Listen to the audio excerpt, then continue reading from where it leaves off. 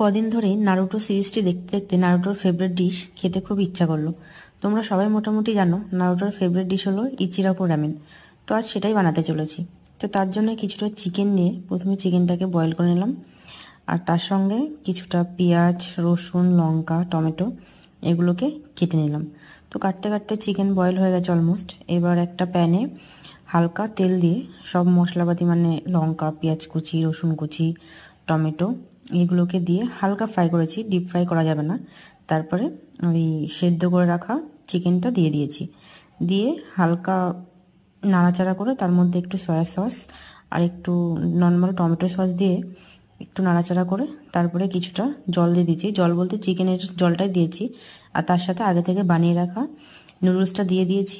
দিয়ে যে দেখো এবার এটাকে আমি বেশ সুন্দর করে ডেকোরেশন করে নিয়েছি। এগুলো আগে থেকে প্রিপারেশন করা ছিল। Thank you.